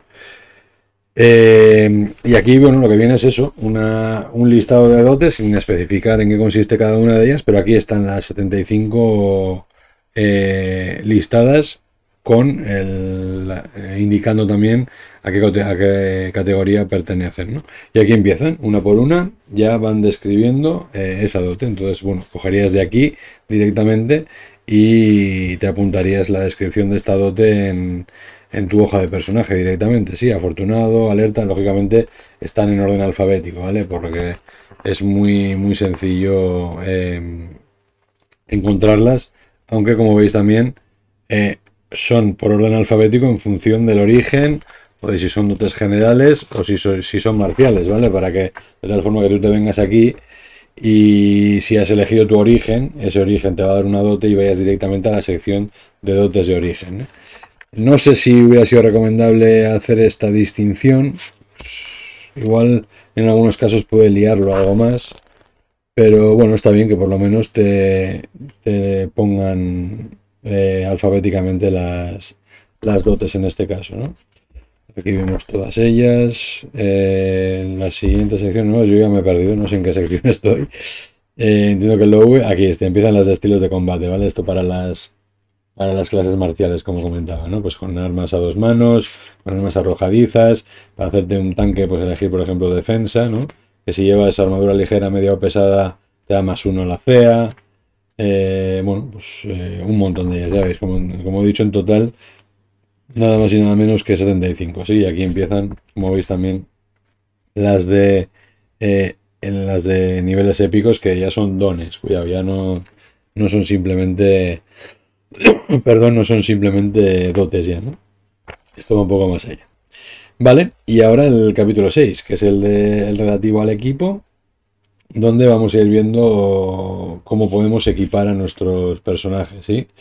Y para ello, muy interesante, esta es muy similar, si no igual a la que venía en la edición anterior. Aquí te explica cuáles son las propiedades que puede tener cada una de las armas, también en función de la maestría que puedas tener, la maestría que tengas en cada una de estas armas, ¿sí? Y si son ligeras, si tienen munición, si son sutiles o no. Ya sabéis que, por ejemplo, con las armas sutiles puedes utilizar tu destreza a la hora de impactar o de pegar, mejor dicho, con una determinada arma que tenga el rasgo o la propiedad de sutil, ¿sí? Y después eso, las propiedades de maestría. Un listado con las armas, las más básicas, ¿sí? Distinguiendo entre armas cuerpo a cuerpo sencillas, cuerpo a cuerpo marciales, a distancia marciales y a distancia sencillas. ¿Por qué? Porque muchos personajes van a tener competencia en determinados tipos de armas también. Por lo tanto, si yo tengo un personaje que es competente con armas sencillas, pues tendré que venirme aquí para saber con cuáles de estas armas pego para obtener el bonificador de competencia pertinente también. Vale, y luego cada una de ellas, pues eso dice el tipo de daño que tiene, la maestría, dependiendo de la maestría, qué efecto podemos conseguir con ese arma, el peso y el precio que tiene, básicamente. Muy útil para fácil consulta. Y aquí, para hacerse la idea de los tipos de armas, pues incluido el precio, como si fuera el catálogo de una tienda al uso, ¿no? Para saber también qué precio tiene cada una de estas armas, así como de armaduras también, sí, lo mismo, la misma tabla que las armas, pero en este caso para las armaduras, pues para saber cuáles son ligeras, cuáles son medias, cuáles son pesadas, ¿no? En función de la competencia que tengamos con unas u otras, cuál es la clase de armadura que vamos a tener con cada una de ellas, qué requisitos tienen, algunas tienen requisito de fuerza para equipárselas y otras nos van a dar desventaja en determinadas tiradas, como por ejemplo la de sigilo, ¿no? Un tío que va con una armadura de placas intentando infiltrarse en una cofradía de ladrones, pues lo va a tener bastante más chungo con una armadura de placas porque va a hacer clac, clac, clac, clac a medida que se vaya moviendo, ¿no? Y eso es lo que quieren significar aquí. El valor y el peso que tiene también, ¿no? Porque dependiendo de la fuerza que tengamos, pues nuestro personaje va a poder llevar un peso u otro, ¿no? Las categorías que tiene, bueno, todo, a fin de cuentas, la información que viene en este cuadro es la que te desglosan en el texto que hay debajo, ¿no? Las categorías, si estás entrenado o no, y luego las herramientas. Dependiendo del origen, dependiendo de la clase, ¿sí? Tendremos ciertas herramientas o equipo inicial y aquí es básicamente eso es lo que va explicando, qué herramientas tenemos y qué incluye cada una de ellas también, así como para qué se puede utilizar. Por ejemplo, unas herramientas de herrero sirven para forzar una puerta a un recipiente, se pueden usar para eso e incluso indica, y eso es súper útil también, la clase de dificultad que puede tener, ¿sí? Bastante útil. Qué utilidad puede tener y que también para qué sirve, para qué se puede fabricar con ellos, etcétera, etcétera, sí. A ver, el útil de cocinero, de detectar alimentos podridos, vale, o sea, sí, o cocinar o detectar comida que esté en mal estado, ¿no? Pues nos podría servir para eso. Vale, y aquí viene el equipo de aventureros, aquí empiezan, así como ya hemos visto armas y armaduras, pues otra serie de equipamiento que podrías llevar en la mochila, sí, para que sepas el coste que tiene. Esto es, por ejemplo, si eligieras u optaras por la opción, como he dicho antes, de elegir tu propio equipo a la hora de crearte el personaje, pues te darán 75 o 50 monedas de oro, las que sean, y tú aquí ya puedes ir eligiendo cómo vas a equipar tu personaje, ¿no? Y aparecen los objetos y además una descripción de cada uno de ellos, ¿sí? Aparte de, también por supuesto, el coste que tiene cada uno de estos objetos, bastante útil esta parte también. Monstruos monstruos, qué ganas tengo ya de ir a los monstruos, pero no, monturas y vehículos también. En los servicios, cuánto está el nivel de vida, por ejemplo, en una ciudad, sí, cuánto cobra alguien que esté en estado de pobreza. También muy útil, sobre todo para el Dungeon Master también, para que sepas qué valor tiene la comida, el alojamiento, dependiendo del sitio al que vayas y a donde te lleven tus viajes también, ¿no? Cuánto cuesta un pasaje en barco, pues esto también para aderezar de alguna forma también las aventuras, bastante útil.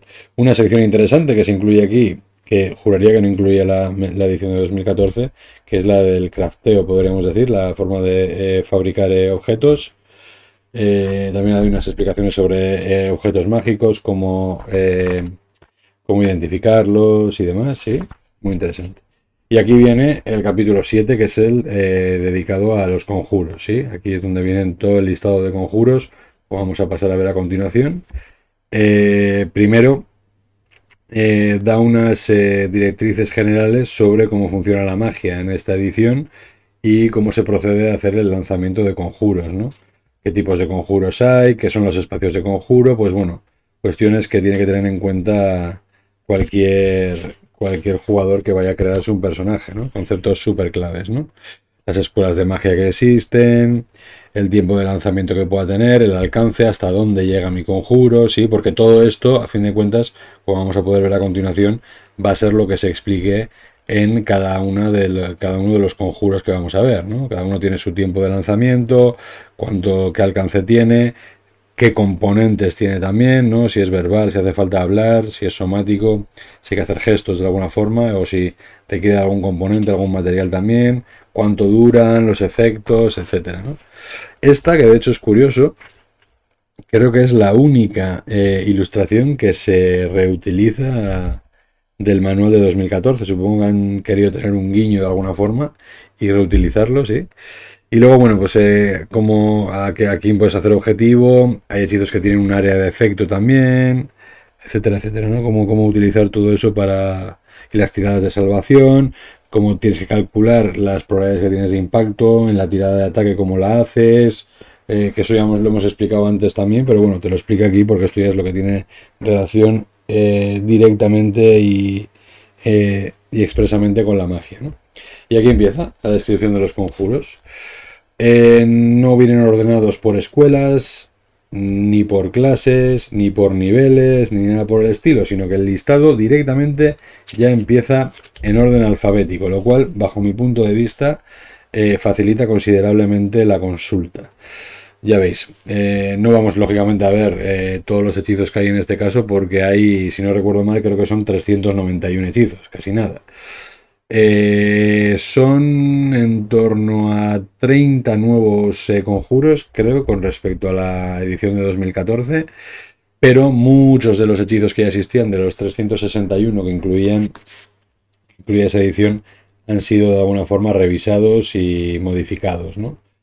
No soy capaz de valorar todavía hasta qué punto se han modificado porque primero no me he leído todos los 391 todavía, pero sí que creo que han hecho alguna modificación, ¿no? Habría que leérselos todos y compararlos con los otros, que es, cuidado, es una ardua tarea, una tarea considerable, ¿no? Pero sí que ha habido modificaciones, ¿no? Entonces, como digo, para que veáis un poco, porque lo mismo que hemos visto antes, en este caso he visto uno, vistos todos también, ¿no? El nombre del hechizo, en este caso, sí, vamos a ver si lo podemos ver para que lo veáis. Creo que no se ha visto muy bien.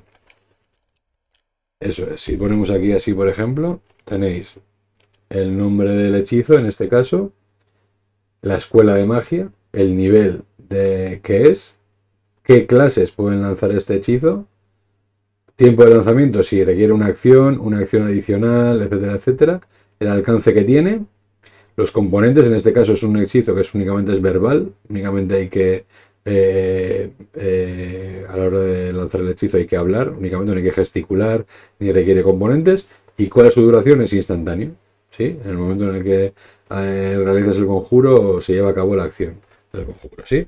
Y esa es un poco la distribución que tienen los conjuros, ¿sí? Eso es lo que explica. Luego, por supuesto, en la parte inferior, de manera más desarrollada, lo que hace el conjuro realmente, ¿no? Pero todos tienen esa estructura, ¿sí? Para que lo vayáis viendo aquí también. Vamos a ir pasando las páginas. Aquí un clérigo que intenta alzar a los muertos para devolver a este camarada caído a la vida, como dice aquí. En orden alfabético, como veis, plagado también de ilustraciones en este caso, ¿sí? Y bola de fuego, un clásico. Y yo creo que al final eso, ¿no? Lo que comentaba antes, el hecho de... Mira, el caldero burbujeante de Tasa. Por ejemplo, es por ver novedades que no había entre los 361 iniciales. Lo que comentaba, que al final ver todos los hechizos en orden alfabético considero que es que facilita mucho la consulta, ¿no? Al final vas a consultar, por ejemplo, como hemos visto antes, en la sección de las clases, que es los hechizos que tiene tu mago a nivel 2, y si quieres consultar alguno de la lista de ese apartado de la clase, pues te vienes directamente aquí y así ya lo consultas, ¿no? Este formato, mira, un mago rojo, tenemos aquí una maga roja, en este caso de Tai. Se ha optado por páginas en las que no hay ninguna ilustración y páginas en las que hay dos. Supongo que se debe a una decisión de maquetación o similar, pero igual se podía haber distribuido, pues por ejemplo, como esta, ¿no? Que haya más que tengan una por lo menos y no tantas en blanco, ¿no? Pero bueno, sin más, tampoco más de este estilo, ¿no? Hubiera estado... Que por cierto, justo lo he dicho y ahora aquí es donde empieza a haber únicamente una por cada hoja, ¿no? Pues ya veis, ¿no? Al final, los hechizos en orden alfabético, incluso algunos que, por ejemplo, este que es invocar insecto gigante, pues ya a mano te deja las estadísticas que tiene esa invocación que vas a hacer, ¿no? Para ponerlo todo también de esa forma mucho más a mano. Fijaos con estos, ¿no?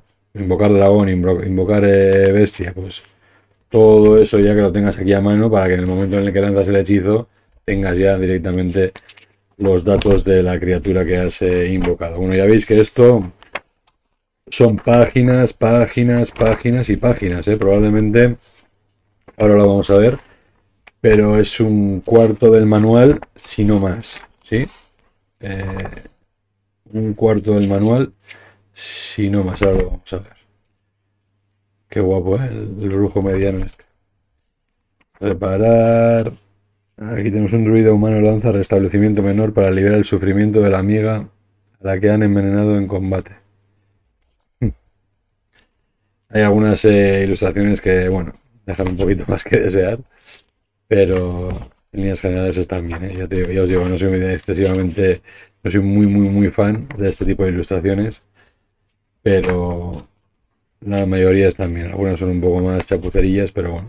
Ha habido mucha polémica, por cierto, con el tema de ilustraciones creadas por inteligencia artificial, pero bueno, los creadores han asegurado que no había ninguna. O sea que, fijaos que tenemos la friolera de... Voy a contar desde el inicio de donde empieza la magia, que es aquí en la 234 y termina en la 343. Es decir, hay 109 páginas dedicadas a la magia, de un manual que tiene 384. Por lo tanto, sí, como os decía, algo más de un cuarto de páginas dedicadas a la magia. Y luego, bueno, los apéndices. En el primero, uno dedicado al multiverso, donde nos habla de los reinos materiales, los planos que hay, con una imagen, en este caso, bastante evocadora también, de cómo están distribuidos los planos, ¿sí? Los planos interiores, el plano astral, los planos exteriores también, ¿sí? Y un apéndice B dedicado a los perfiles de criaturas, que como veis tienen aquí cada uno sus estadísticas, ¿vale? Esto es algo que lógicamente va a venir mucho más desarrollado cuando veamos el manual de monstruos, pero me parece bastante útil, sobre todo para clases como la del druida, que se va a poder convertir en bestias, y si esas bestias, alce, araña, búho, caballo, cocodrilo, cangrejo, cabra, las tenemos aquí ya, pues por lo menos eso facilita considerablemente también la consulta, ¿no? de las estadísticas de esas criaturas. Y como decía también creo en el vídeo anterior, pues bueno, no vas a crearte la aventura de tu vida con los datos que vienen aquí, pero bueno, ya tienes esqueleto, lobo terrible, oso pardo, pantera, pseudodragón. Bueno, para hacerte una aventurilla con estos datos que hay aquí, yo creo que ya te va a dar, sin ningún problema, además, vamos. Zombie, ¿no? Eso, al final para hacerte una mazmorra y poblarla con un par de cosas, aunque sea para un one shot o similar, te va a dar, ¿no? Y luego, bueno, esto para mí es otro de los grandes aciertos de la edición, en la parte final, que es el glosario de reglas, que en orden alfabético también, pues facilita muchísimo cualquier duda que pueda ir surgiendo a lo largo de la partida, ¿no? Pues porque no me acuerdo qué era la iniciativa, pues te vienes aquí, iniciativa, ahora justo no va a estar, ya veréis, pero bueno, vas aquí y dices, a ver, ¿qué era esto? Que no me acuerdo cómo era, tal, aquí, iniciativa.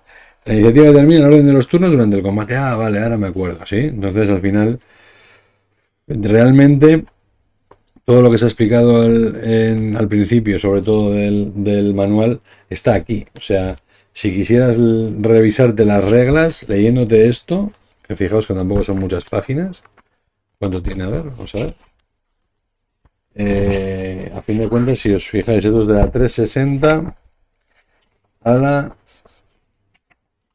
370, aquí está el índice de términos, a la 377, o sea, en 17 páginas viene condensadísimo todo. ¿sí? Y súper fácil para consultar, súper accesible, súper útil. Esto me parece una maravilla. Y lo mismo después de esto, lo que viene es el índice de términos, que ya para cuestiones más concretas, pues te vienes aquí y te indica tanto la palabra como el número de página concreto en el que se encuentra. ¿Sí? Bastante, bastante cómodo y esto es algo que es súper útil para hacer cualquier consulta al vuelo durante la partida, ¿no? Bien, y nada, pues con esto ya llegamos al final. Supongo que la calidad de imagen ha dejado bastante que desear. No seréis capaces de leer la mayoría del texto que he mostrado aquí. Seguramente sea preferible para que Wizards of the Coast no venga y me toque la puerta de mi casa y me diga, oye tú, ¿qué cojones estás haciendo?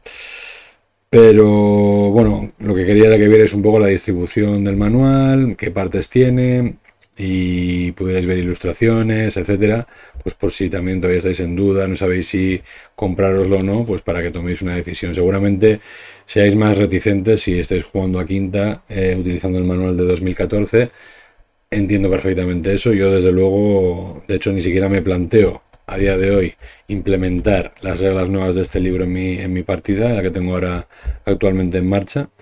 Prefiero que salga el manual del Dungeon Master y sobre todo el manual de monstruos, que me parecen más necesarios para realmente sacarle chispas a esto. Pero bueno, pues yo creo que puede ser interesante incluir algunas de las modificaciones que tiene este manual, ¿no? Porque aparte no nos tiene por qué obligar directamente a hacer ese cambio tan radical, ¿no? Sino que podemos coger detalles que veamos dentro de este manual. Por ejemplo, si veo que, ya lo habréis notado, que es algo que me saca de quicio, ¿no? Si el druida en mi partida se está pasando de listo, convirtiéndose en oso pardo, pues igual hay que frenarle a los pies y decirle, cuidado, que en el nuevo manual mira lo que dice, macho. Nada, es broma. Yo por lo menos ya os digo, todavía voy a permanecer en 2014. Pero bueno, está bien ir viendo ya qué cambios tiene y a medida que vaya saliendo material, pues ya nos iremos planteando esa transición que como os digo, pues no tiene por qué ser automática ni tiene que ser de golpe tampoco, ¿no? Sino que puede ser, pues eso, paulatinamente ir incorporando algunos de los elementos de las reglas que se acaban de hacer ahora, ¿no? Creo que el objetivo principal, más allá de hacer cambios en las reglas, y creo que el cambio principal, lo que pretendía conseguir Wizards con esta edición, era abrir al gran público Dungeons and Dragons. Y creo que las decisiones que han tomado en ese sentido sí son las correctas, porque, como ya he mencionado en más de una ocasión, de dos y de tres, este manual que tenemos aquí hace más accesible el hobby al gran público y sobre todo a jugadores que no tengan experiencia. Por lo tanto, solo por eso ya me parece un acierto, ¿no? Sin entrar a valorar realmente si era o no necesario hacer esta actualización de reglas, que probablemente, pensándolo fríamente, la respuesta sería no, ¿no? Pero bueno, entiendo que era una idea romántica, ¿no? En 2024, el año que se cumplen 50 años desde que el juego salió a la luz, pues ofrecer a los jugadores una nueva edición desde luego era algo muy atractivo seguramente para los desarrolladores, ¿no? Seguiremos echándole el ojo. Hay cosas que, como ya habéis visto en las clases, que hasta que no las veamos en acción, pues no vamos a ser capaces de valorar realmente si están bien o están mal. Sobre el papel puede parecer una cosa y que luego realmente sea otra, pero bueno, son cosas que ya nos plantearemos de cara a análisis posteriores. Comentar también si os ha gustado, si queréis sugerir alguna otra reseña, si os interesa, por ejemplo, que hagamos un análisis de las clases, comparándolo incluso con las versiones de las mismas clases en la edición anterior. Sugerid que aquí estamos abiertos a cualquier tipo de sugerencia y seguiremos haciendo reseñas. La siguiente, ya lo avanzo desde ahora, también a Oliva Games hemos encargado el manual del Dungeon Master, que va a salir el 30 de junio, ¿sí? Por lo tanto, esa misma semana habrá que echarle un vistazo según nos llegue. Y una vez lo hayamos analizado, pues traeremos también reseña del libro al canal para que podáis verlo igual que hemos visto hoy el manual del jugador. Así que sin más, nos despedimos, hasta la próxima, ha sido un placer.